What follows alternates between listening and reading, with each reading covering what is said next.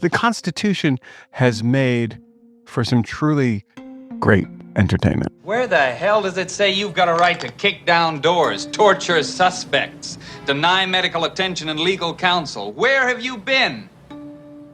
Does Escobedo ring a bell? Miranda? I mean, you must have heard of the Fourth Amendment. That's the prosecutor in Dirty Harry, talking about the Scorpio killer. Well, I'm all broken up about that man's rights. You should be. I've got news for you, Callahan. As soon as he's well enough to leave the hospital, he walks. What are you talking about? He's free. And that's how we're used to thinking about the Fourth Amendment. Illegal search and seizure. We've been talking a lot about surveillance, specifically cameras and systems sold by companies with often outdated software, unsecured operating systems, or insufficient ones, stuff that anyone with a little technical ability can hack. I don't even know if you want to call it hacking. And law enforcement, they can use it to track anyone, anywhere in the United States without a warrant. But think about it. Marvin, find him. He's still on the phone. Come out, wherever you are. The Truman Show depicted a controlled environment with cameras everywhere. That movie ends with Truman opting out. In case I don't see ya. Good afternoon, good evening, and good night. Good night indeed. Hooray for Hollywood.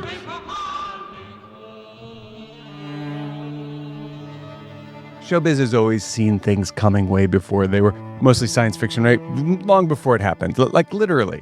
The 1927 silent film, like really, literally, the very beginning of film, Metropolis, featured video calls, okay, and AI automation. Now, I wish I could play a clip, but it was, you're just going to hear music. War games introduced moviegoers to the emerging threat of hacking in 1983. For reference, The Police, as Pre-Sting, Michael Jackson, and Oh What a Feeling by Irene Cara held the top slots in the Billboard's top chart then, right? Deepfakes, those were predicted 4 decades ago in The Running Man. Tony, this better work, pal, or you'll be a digital memory. Take it easy, Damon. We're loading Richard's image onto the database, and when he's mapped onto the stunt double, you'll never know the difference. Now for a reality check. It's like once you're in it, you can query the cameras of other states and municipalities. You can do either a statewide search or you can do a nationwide search. And so in some cases, you can, like, say you're a local police department, you can say, hey, I'm looking for this license plate of a stolen vehicle. And you're not just searching the cameras that you have personally bought and like paid the subscription fee for. You can search all the ones in your state, all the ones in the country if you want to. So it's become this massive network of tens of thousands of devices. And you really like can't drive in many major cities and even some small towns at this point without driving by one of these things. And of course, the current surveillance state was foreseen in so many movies. But I'm guessing that's because humans are wired for results. And the law, is a hindrance. There's a story about General George Patton in Sicily. Obviously, it's in his movie Patton, or not his movie, but the biopic Patton. His soldiers are stuck on a mountain road in Sicily, and they're all stuck behind this peasant with his 2 mules, and the mules refuse to go. The soldiers have their shoulder behind the cart. Everyone's trying to get him to move. Nothing's working. Patton gets out, shoots both mules, and yells at his men to throw them over the side of the bridge so they can get where they're going. Now, he didn't think of himself as doing anything wrong there. And I'm not going to play the clip because I think it's so sad. But there was a war to win, right? In his mind, people say shoot the donkey to this day, especially in business circles when they're talking about getting rid of stupid impediments. Shoot the donkey. Those people are generally not animal lovers. Today's for-profit surveillance industry, led by Flock Safety at the moment, is in the process of installing a Truman Show level of camera coverage across the country on telephone poles and parking lots, outside car dealerships, in private neighborhoods. What they're doing really is they're shooting the donkey when it comes to the need for warrants. They're not owned by the police. And that's the point. When law enforcement wants your location history, your travel patterns, who you were with, when, they would generally need a warrant for that. But they don't now. They just ask Flock or whatever company has that data. There are other companies, not just Flock Safety. And they can get it because private companies are just selling data that they collected on their machines. And there's no law against that. It's kind of crazy, isn't it? Unlike the donkeys in Patton, the Fourth Amendment is still here, at least for the time being. Nobody shot it yet. Or maybe it's getting killed by 1,000 cuts or 1 billion cuts or 20 billion cuts a month, as you'll hear later. Anyway, the basic idea here that matters is the government needs a reason before it gets to know things about you. That's what the Fourth Amendment says, a real reason. One that a judge signed off on, not a hunch, and not something that you can just look up because you happen to have a subscription paid at the moment. It needs a warrant. This week, we're talking about all that with Nathan Fried Wessler, Deputy Director of the ACLU's Speech, Privacy, and Technology Project. He's been fighting surveillance overreach in federal courts for over a decade, and in 2018 argued a case before the Supreme Court called Carpenter versus United States that changed, maybe permanently, how the Fourth Amendment applies to the digital world. Mr. Wessler. Thank you. Mr. Chief Justice, and may it please the court. You heard some of Nate last week. There was a lot more to cover, so here we are again. I'm Beau Friedlander, and this is What the Hack, the podcast that asks, in a world where your data is everywhere, how do you stay safe online?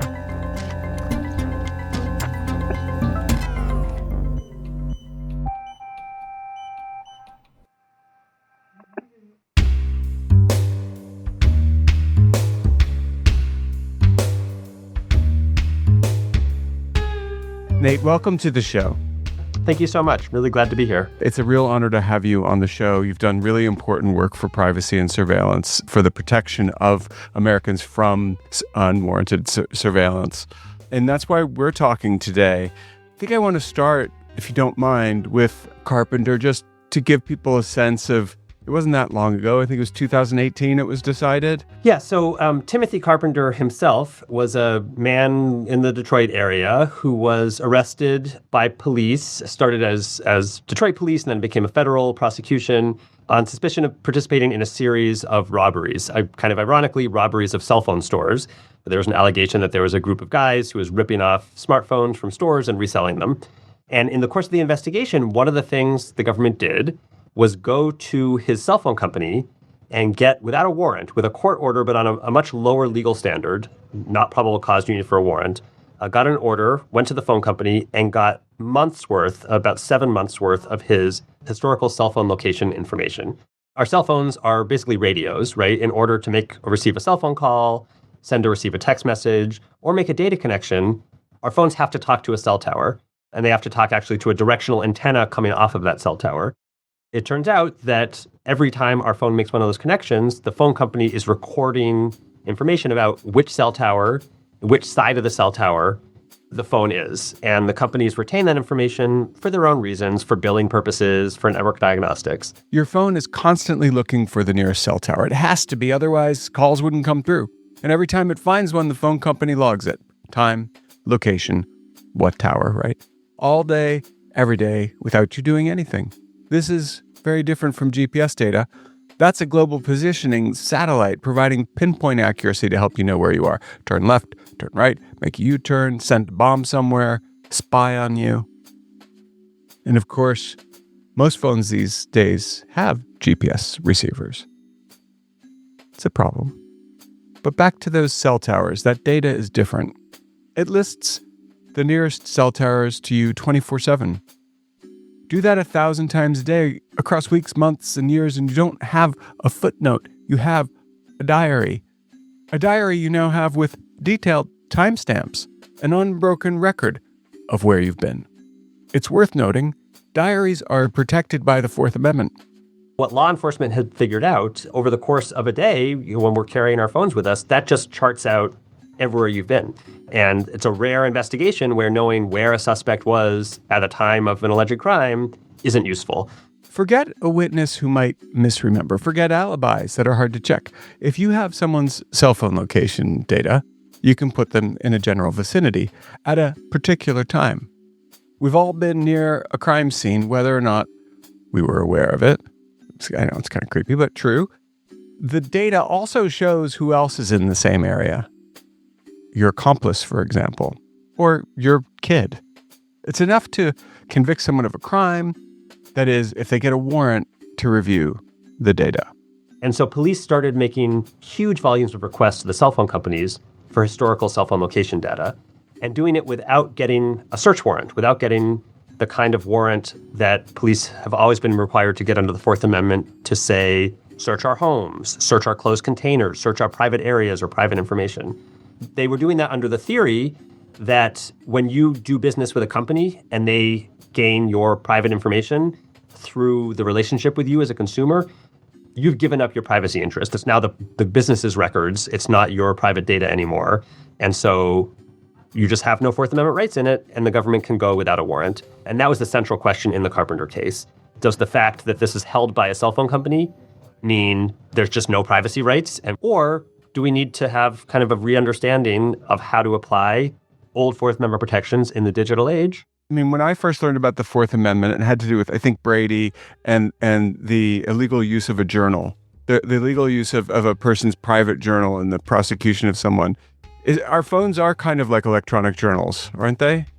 Oh, absolutely. Courts love operating by analogy, and phones are, they're so sensitive and so needing of protection, in part because they're all the things. They're a journal, they're an almanac, they're a medical file, they're a family photo album. In fact, they're the entire shelf worth of family photo albums.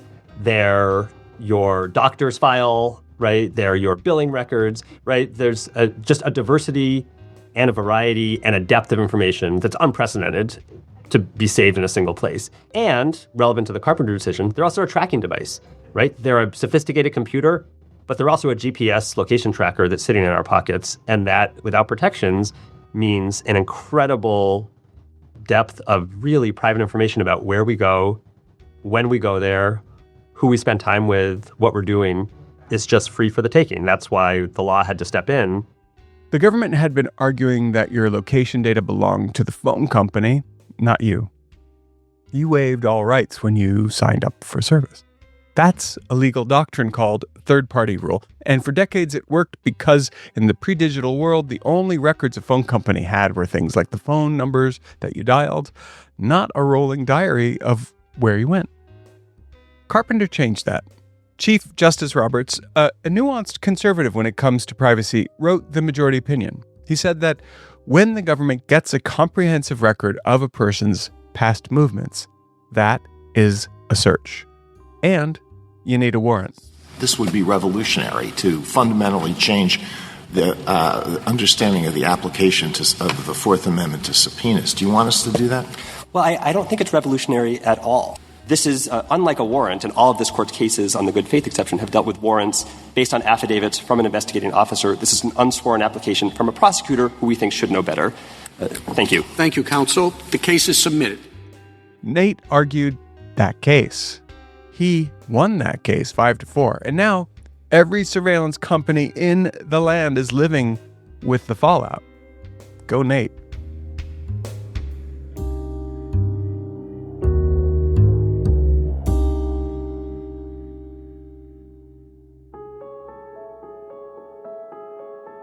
Another thing the government does is they'll go to a cell phone company or another company like Google and say, we want to know all the phones that were in this geographic area in this time frame, on the theory that a crime happened there or nearby, and they want to know who was nearby. But of course, you're going to get tons of innocent people then, and then you'll know that they were in some vicinity at some time without any particularized suspicion.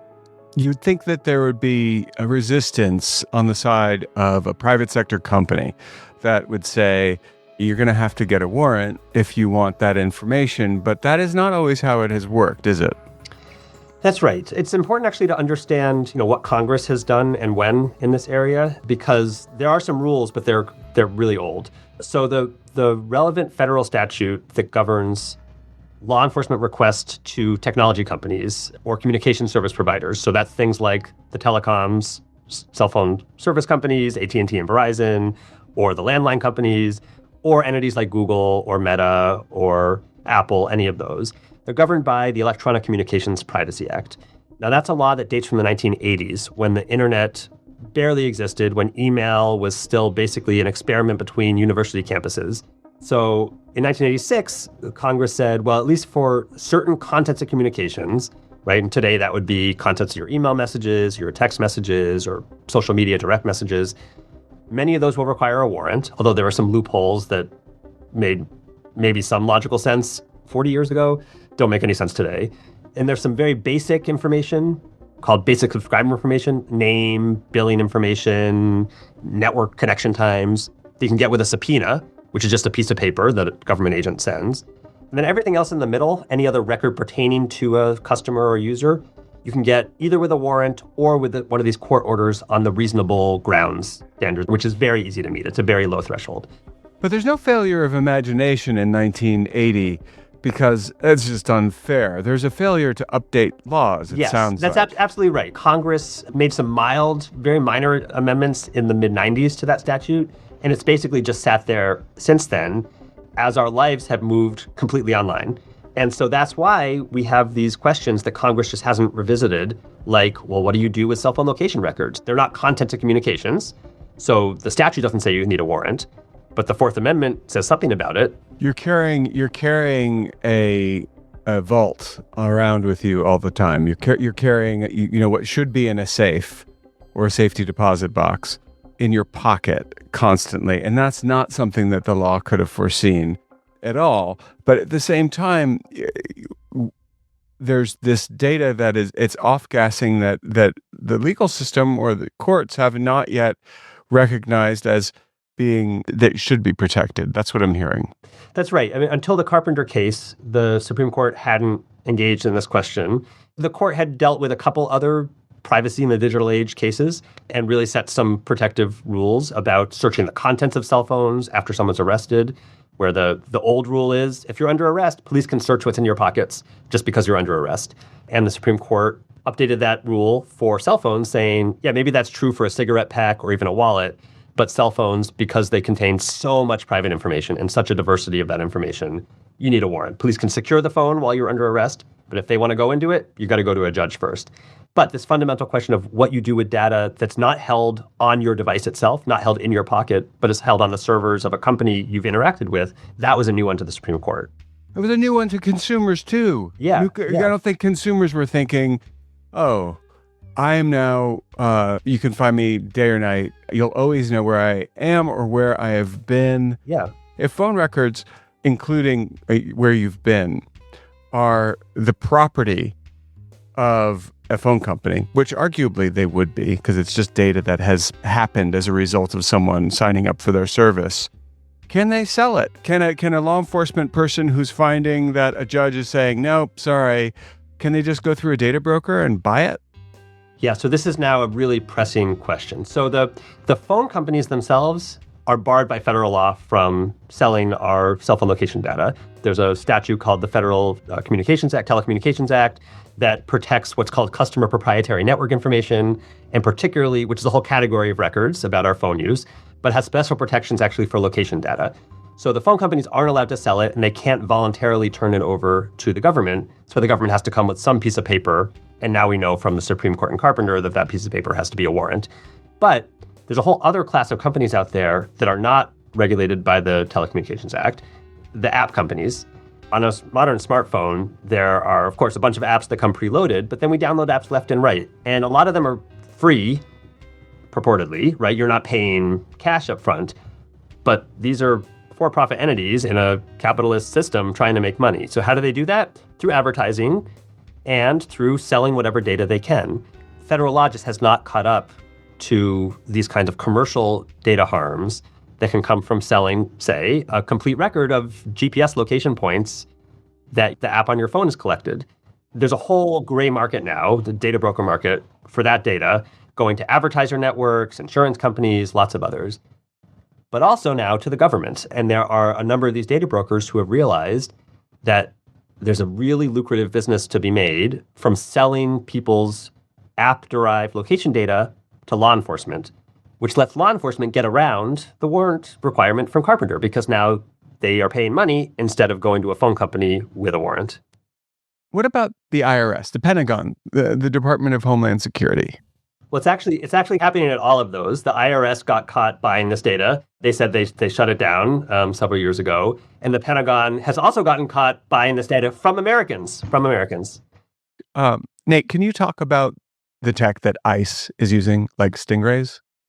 Yeah, so stingrays are one of several ways that a government agent, a law enforcement officer, can try to locate a phone or identify somebody. These stingrays, more generically, they're called cell site simulators, are designed by these private surveillance vendors to send out signals that mimic cell phone towers, that trick phones into thinking, oh, I'm talking to a tower. And then the phone identifies itself with its unique serial number. And the stingray can force the phone to keep transmitting that and then really triangulate and zero in on exactly where that phone is. Can also, either intentionally or just as a byproduct of this pinging all the phones in the area, figure out all the phones that are nearby. So even when the government's looking for a particular suspect, it's forcing all the phones in the area to talk to the stingray device. And these devices can be configured to retain that information too, to purposefully download a list of all the phones nearby. The location tracking ability of these devices is really precise. I've seen cases where police were able to figure out exactly behind which window in a very large apartment building the phone they were looking for was at, because they're just narrowing in on where that signal's coming from. A lot of this was used without proper warrants.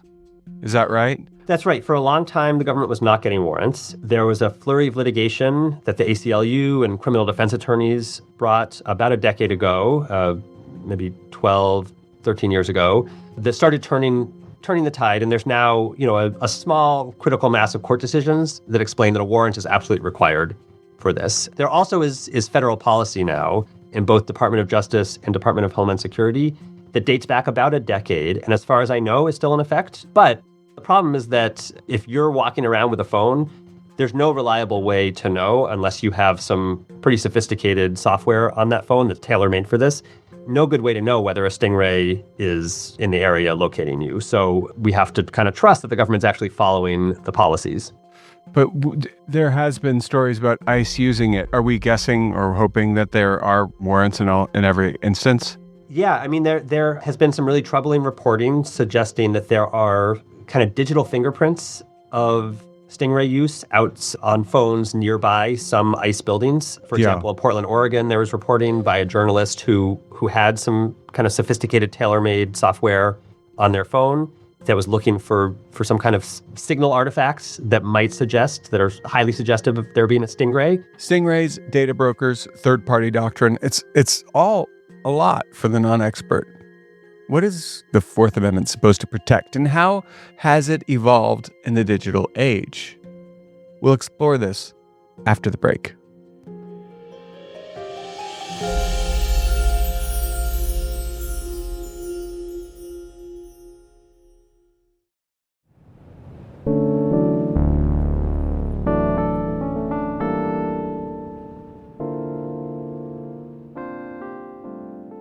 Okay, Nate, you're an expert at this. You work for the ACLU. We keep saying warrants.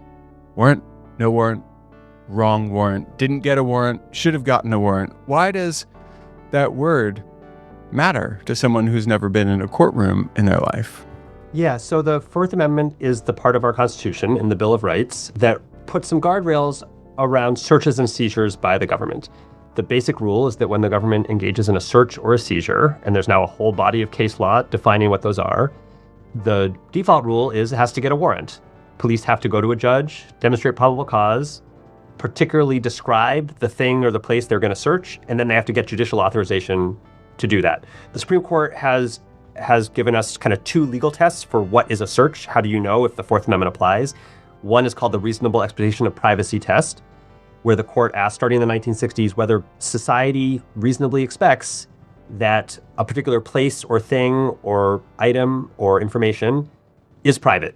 And in parallel, the court has also said that when there's a trespass or a physical imposition on your body or your property or your things for the purpose of gathering information, that's a search too. And you don't even have to look at privacy interests. You just look at, did police basically touch your stuff or your person in order to gather information? And if so, that's a Fourth Amendment search, and they should have gotten a warrant unless some specified exception to the warrant requirement applies. And that would include saying, like, pull up your sleeve, I want to see if you have a tattoo? Generally, yes. There are some questions about, brief stops on the street and what police are allowed to do. But generally, yeah, if the government if they're putting hands on you and pulling up your sleeve themselves, then that's a search. The ACLU won a case in the Michigan Supreme Court just a few years ago about police in a city in Michigan fingerprinting people during brief stops to question them on the street. And the justification purportedly was, people who aren't carrying an ID, we don't trust that they're identifying themselves accurately, so we're going to fingerprint them.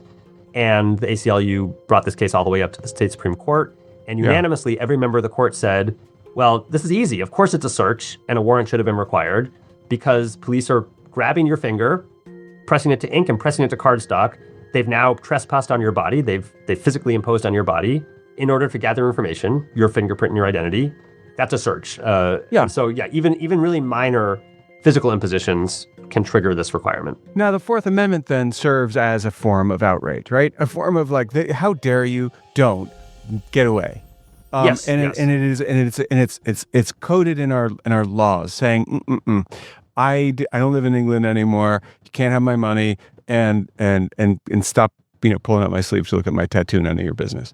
And we have historically taken this law extremely seriously. We've seen heinous criminals, people we were pretty sure did bad things, go free because the Fourth Amendment was not observed in all of its complexity, correct? Absolutely right. And, and the important thing about the Fourth Amendment is it's supposed to protect all of us. The most frequent cases that make it through the courts are criminal cases where someone's accused of having done an illegal thing. And then they're saying, well, you actually violated my rights trying to gather that information. And sometimes then courts have to throw out cases if police didn't get a warrant or otherwise violated the Fourth Amendment. But those cases really serve as like the canary in the coal mine, or the restraint that protects all of us. Because without these rules, police could just, they could bust down every door in a neighborhood because they have a hunch that somebody has marijuana inside one of them, right? They could do anything they want. And the whole point, as you said, of the Fourth Amendment is to check government power. It's really about abuse of power and checking discretion of law enforcement agents and imposing really an independent decision maker, a judge, in between police and the most sensitive searches they might want to conduct. Which brings us back to flock safety and what we talked about last week. Because flock doesn't do Dirty Harry. Why kick down a door when you can clock someone's location 24 hours a day? Thanks to this new growth sector and law enforcement technology stacks, there are cameras on public streets in places where you now have zero reasonable expectation of privacy, but not as a legal thing, just as a matter of fact. These cameras take pictures of your license plate, and then they build a nationwide network of places where your picture can be taken and tell any subscriber at the click of a button everywhere your car has been. No warrant, no judge, no probable cause, just that subscription. Is flock safety right now creating a structural workaround for the Fourth Amendment in the United States? Yeah, I think it's tremendously dangerous. Yes, it is. Every time your car passes one of these cameras, and there are billions of these reads now, 20 billion a month on flock safety's network alone. That creates a record, just like your cell phone pinging a tower. One camera, that's a data point. 2 cameras, that's a commute. 100 cameras scattered around the city, and some cities have far more than that. And suddenly you have something else entirely. You have a map, pattern of life, where someone sleeps, where they work, where they go to on a Tuesday night, when they do things that they might not want to tell you about. And it's just not one person, right? It's everyone who drove past, all of us, all the time, sitting in their database. Flock Safety is the biggest company in this space, but they're not alone. I know you keep hearing me say that, and that's not me being careful. It's just true. They're all building different versions of the same thing. A permanent, searchable, nationwide record of where American cars have been and the people inside them, just sitting there, waiting. Right now, officials in Illinois are sounding the alarm, saying deputies here in Texas misused their license plate cameras. Last week, we received disturbing news that police in Texas illegally accessed data from automatic license plate readers used throughout Illinois. They did so to track down a woman regarding an abortion care-related matter. Police in Texas used license plate reader data to track a woman who drove to Illinois to get an abortion. Maybe you're okay with that. Maybe you think that states should be able to enforce their laws wherever residents go, right? Okay, that's a position. But sit with that for a second. She didn't know she was being tracked. There was no warrant. No judge decided her trip was suspicious enough to justify surveillance. There was just a database, a private company's database, one that also seems to maybe not be super secure according to rigorous reporting by 404 Media, YouTuber Ben Jordan, and others. Her trip was just there. That's the thing about a system with high walls and no legal oversight. You don't get to control what it gets used for, or who uses it, or when. The companies building these networks, their business model is access, not safety. A police department in your city doesn't just get access to the cameras in your city, by the way. They buy the whole country. Every plate, every timestamp, every state, line crossed, all at the click of a button. And now, you know me, I hear a story like what happened in Carpenter, and I turn my phone off when I go places to mess up the pattern of life that my provider sells. I know how that sounds. But after you consider what we've talked about today, I don't think it's an extreme position, But while I can turn off my phone, I can't turn off my license plate. Facial recognition, I can turn my face off with a mask, I guess. But is that where we are now?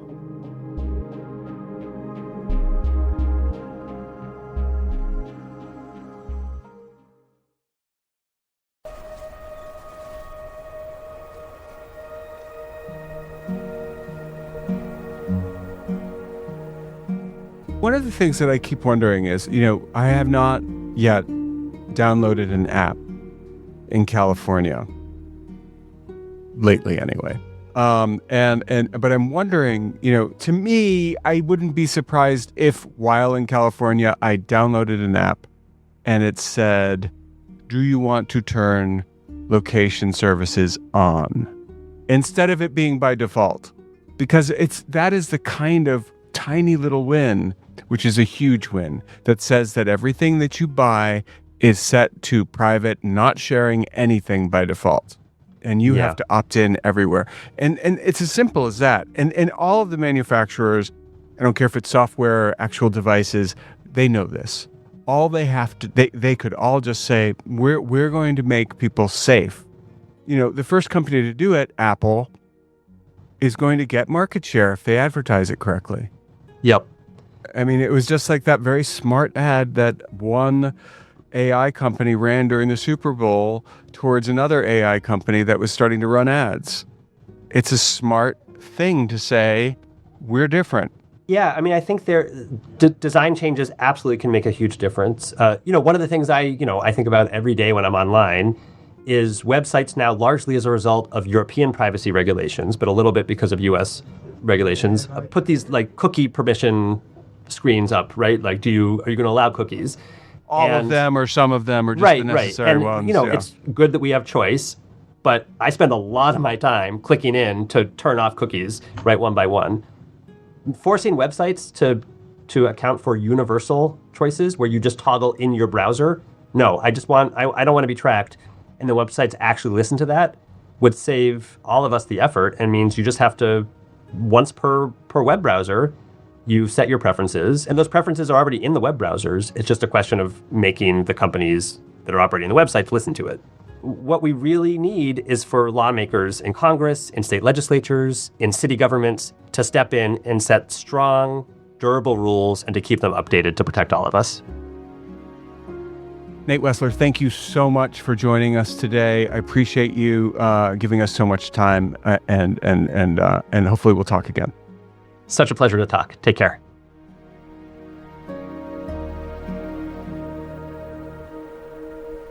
The courts are moving slowly.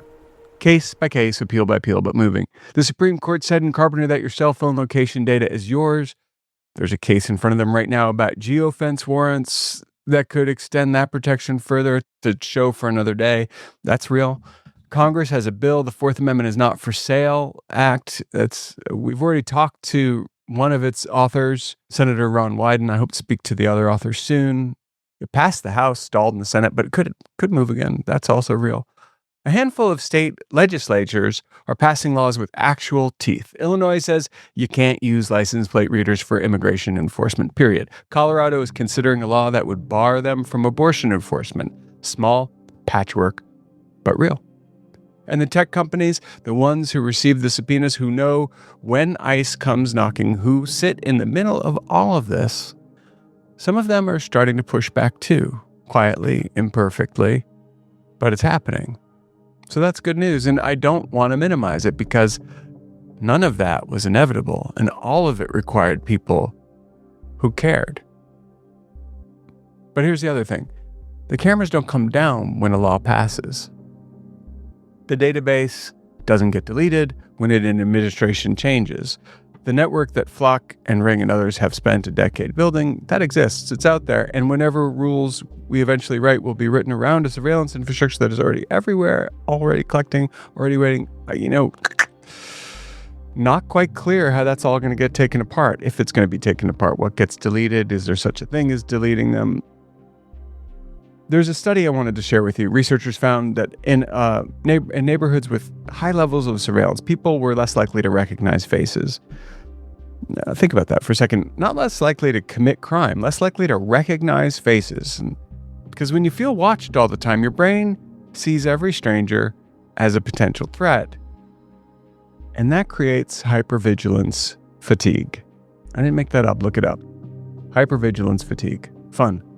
But I can't stop thinking about it. And the thing that makes you feel safe is also the thing that makes you trust people less. Isn't that creating a world of Bernard Goetz's? Bernie Goetz, if you listen to Lou Reed. Anyway, if you're too young to know who that is, Daniel Penny might ring a bell. He's the guy who got acquitted for murder after killing a former Michael Jackson impersonator fallen on hard times. That man's name was Jordan Neely, often referred to as a panhandler, murder victim. That happened in 2023 on a New York subway. And what I mean by all this is, aren't we just creating a paranoid society? A society of potential vigilantes everywhere. The Fourth Amendment was written by people who had just lived through what happens when a government doesn't respect its peeps, right? They didn't write it because they trusted the government of the moment, right? They wrote it because they knew that the moment they were in was going to end, and that power changes hands, and that the tools built by one administration are inherited by the next. The warrant requirement isn't a technicality. It's a question. It's society asking itself every single time, is this search worth what it could allow to happen to all of us at some point in the future? Is privacy worth less than whatever needs to be found?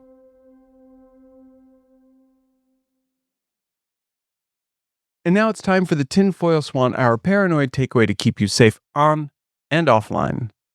Your phone company knows where you are from cell tower data. That's just how cellular works. Your phone is always pinging the nearest tower, so calls and texts can reach you. You can't make that stop entirely, but you can make the data a lot less useful to them. The simplest thing you can do costs nothing. Turn off your phone sometimes when you're out. Not forever, not always, just when you're walking around, sometimes running errands, doing things you'd rather keep private, and doing things that you always do. No signal means no location ping. It also means no call. So use your judgment. But the habit of occasionally going dark is one of the easiest privacy moves there is. All these phone companies sell pattern of life data. Make it a point to make yours suck. The next step is a VPN. And here's why it matters for location specifically. Your carrier always knows which towers your phone is hitting, so they know roughly where you are. What they can also see without a VPN is where your internet traffic is going, which apps, which websites, at what times, and they combine that location data with that traffic data to build a profile that is worth selling. A VPN breaks that combination. They still know you're at the corner of 8th and Broadway, but they can't see that you were on a medical website or looking at a job listing while you were standing there. That's what they sell, the combination. A VPN makes your location data a lot less valuable, even if it doesn't erase it. I'm not going to recommend any particular VPN. Just make sure whichever one you choose, you're paying for it, because the ones you don't pay for, I don't trust them. Now, for the apps on your phone, that's a separate layer of location tracking, and this you can control completely.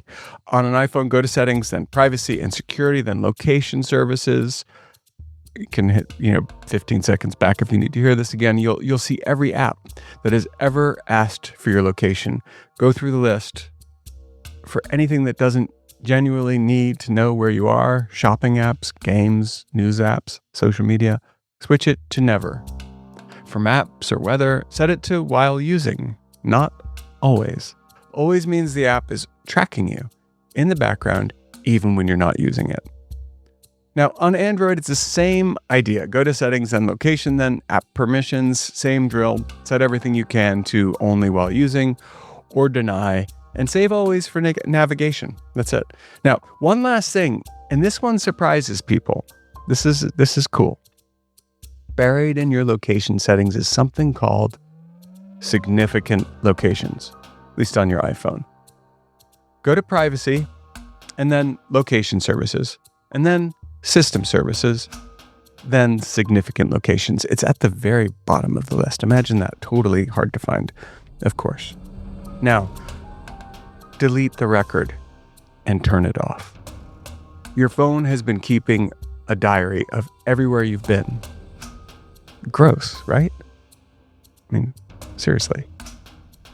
The goal here isn't perfection, because that's impossible, but making your location data thin enough or unreliable even enough that there's not much left worth selling, or people start complaining about what they've bought. That's it for this week. Stay private out there. Stay safe, and I'll see you next week. This episode of What the Hack was produced by me and Andrew Stephen, who also did the editing.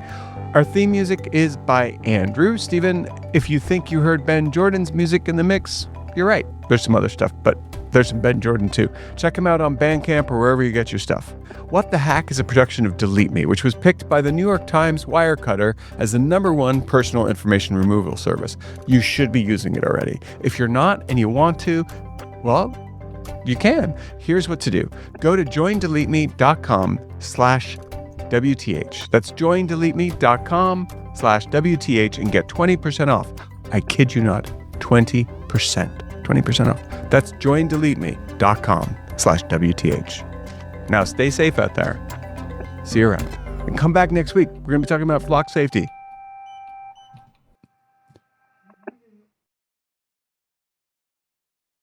Have you ever asked yourself, can the president really do that? Or wondered if there was too much money in political campaigns? Then check out the new season of You Might Be Right, hosted by us, former Tennessee governors Phil Bredesen and Bill Haslam. Well, we're back for a brand new season now, and You Might Be Right cements the idea that constructive disagreement can lead to real problem solving. This season, we're going to dig into the role of the National Guard, AI regulation, and a lot more. New episodes drop every other week. Follow You Might Be Right wherever you get your podcasts. We all need advice, but it's not always clear who to ask, even in 2026. Enter How To, the long-standing advice show and Ambie Award-nominated Best Personal Growth podcast that's back with new episodes and a new host. Who? Me, Mike Pesca. Each week, I tackle a listener question ranging from travel to finance to relationships and beyond, with help from a world-class expert, someone who actually very much knows what they're talking about. Think of it as eavesdropping on someone else's therapy session without the copay or awkward silences. You've got questions. We'll find the experts and the answers. So follow How To with Mike Pesca wherever you get podcasts.